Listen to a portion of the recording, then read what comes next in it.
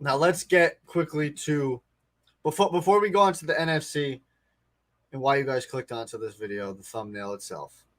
If you enjoyed this video, please give us a like, subscribe, share the content with your friends and family. It helps us out. We really appreciate it very much. Follow us on Twitter, links in the description, and continue to watch along with us. Comment, ask us questions, give us your records of the teams and where you think they're going to fall. If we're crazy here, is Brandon crazy about the Cleveland Browns? Is Justin a psychopath about the Baltimore Ravens? We're going to find out. Let us know.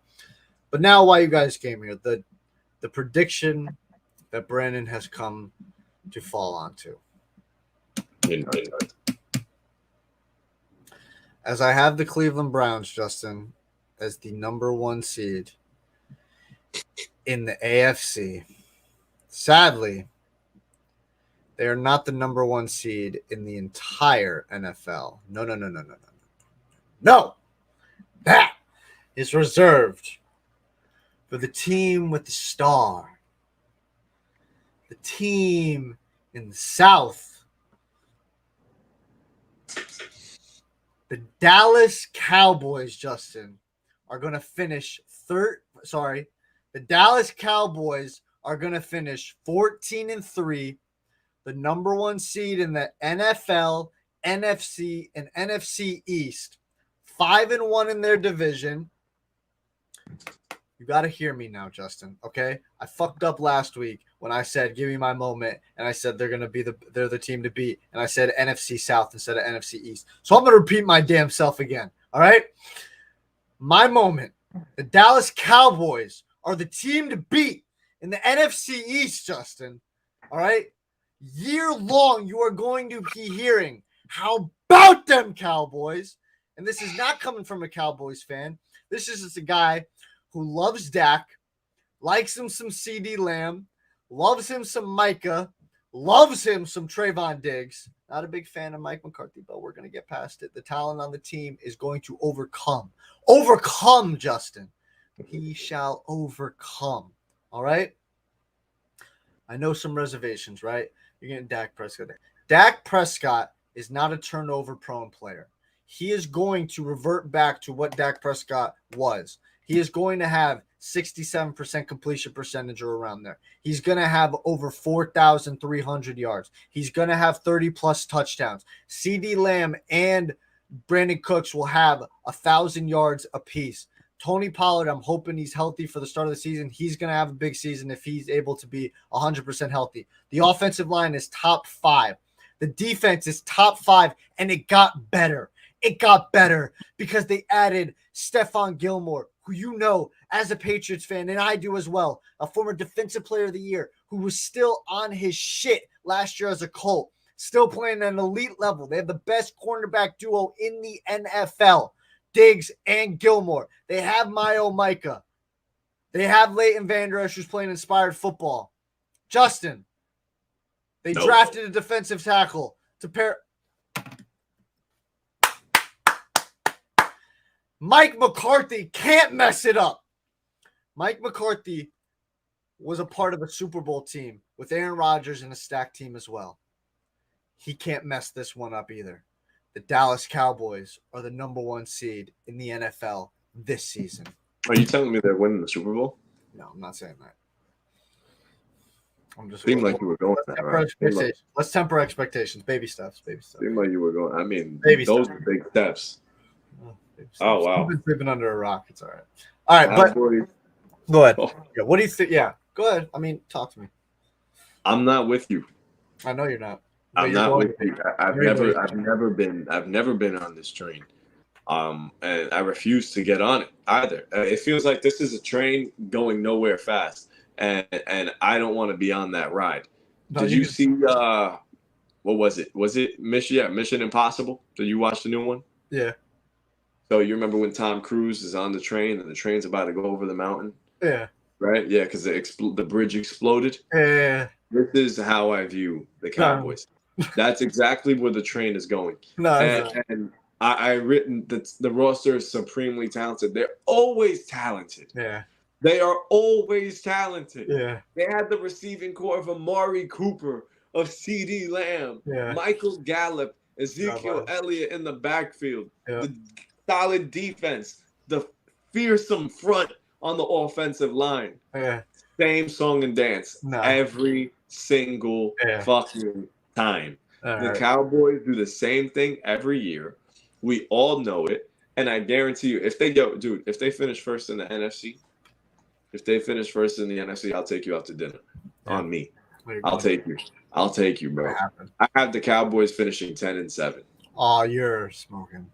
I have the Cowboys finishing. All right, Justin, but they're better than they were last year. They're not better than the Eagles. No, okay, but even that, they're better than what they were last year. All you want.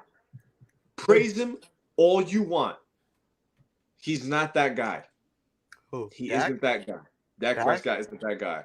And there's been many times this past season alone where the Cowboys could have presented themselves as a real threat in the NFC, and they did not.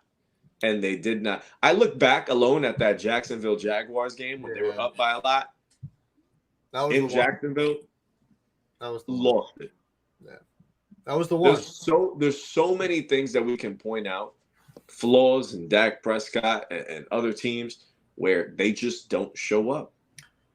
They don't. Listen, I hear you, but they're better than they were last year. I don't know how you have them finishing 10-7. You had the Cowboys beating New England. I have the Patriots beating the Cowboys for the simple fact that I know Dak is not going to play well against a Bill Belichick defense. He's so predictable. Okay. He is so predictable. You're going to be proven wrong, but that's okay. Listen, I hope so. No, for your sake. You're a mean man, and that's all there is to be said about that. The Philadelphia Eagles are finishing just behind the Dallas Cowboys at 12-5, and I also have them finishing 5-1 in the NFC East. Okay, so they're not slouching. I don't have them falling off a cliff, but they lost both their coordinators. It's different from what the Cowboys did. The Cowboys fired Kellen Moore. That was their choice. The Eagles lost both of their coordinators to head coaching jobs. I don't know what that means. Will it matter? That's a big question for me. Will it change things going into the season? I will say, while they lost a couple of key players, they were able to fill them and replace them. They are still a top team in the NFC. I do believe they still have the talent. They still have the O-line. Jalen Hurts. We'll see if losing his offensive coordinator is a negative for him. But he still has the talent on the offense. They were able to replace Miles Sanders with DeAndre Swift. The defense is still going to be ferocious. It's arguably top 5 in the league. So, yeah, I still have them finishing 12-5. And to round out, I have the Giants. Listen, they added Waller. He's the third best tight end in football when healthy.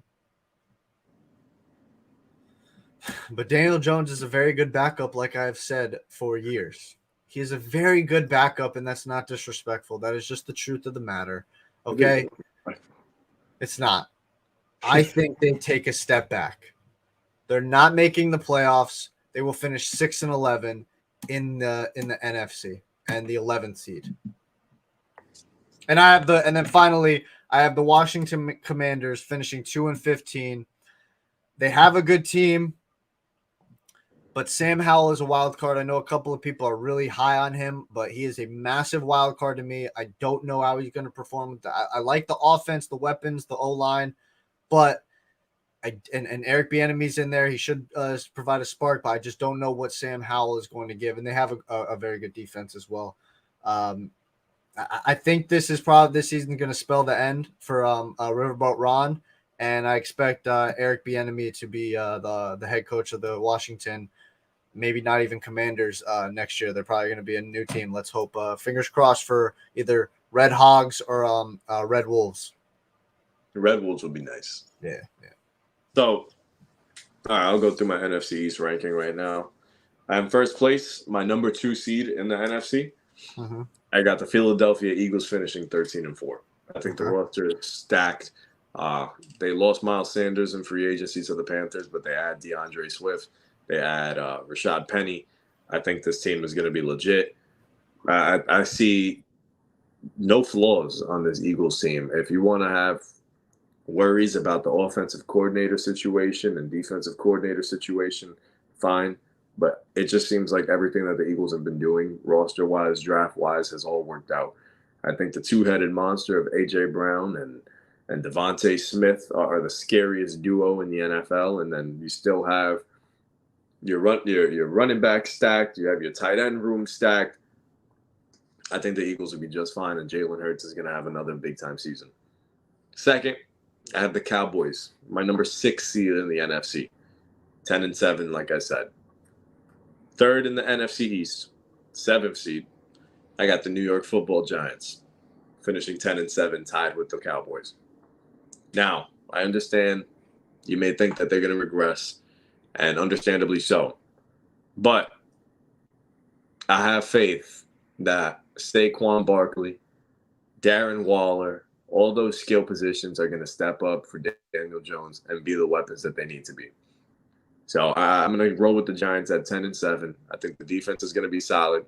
I have all the faith in the world in Brian Dable. Giants 10-7, 7th seed.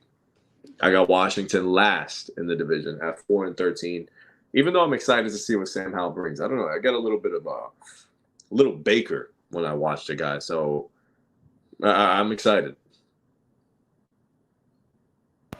Don't do that. Don't. There's no other Baker. There's nobody like that guy.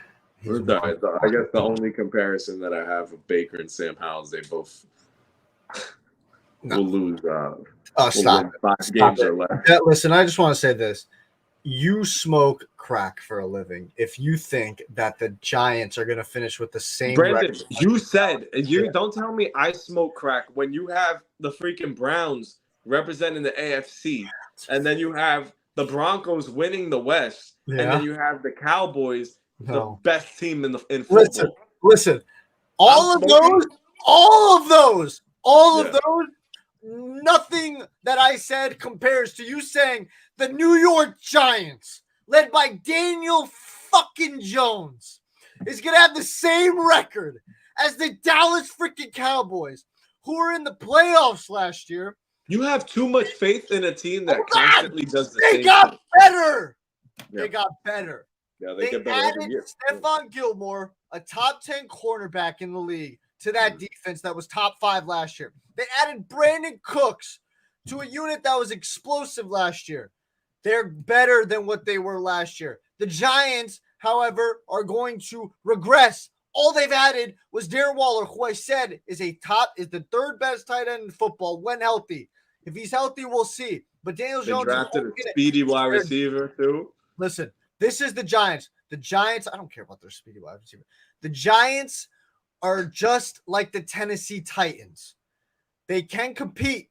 They might spoil a couple of games. They got a head coach that everybody loves and I highly respect. But they will only go as far as their quarterback. And sadly, let me have my moment. Sadly, Daniel Jones is not even close to the quarterback Ryan Tannehill is. So put that in your pipe and smoke it. How many playoff games has Dak Prescott won? Multiple. Do we have the exact number on hand? Multiple. Can we pull that up? Multiple.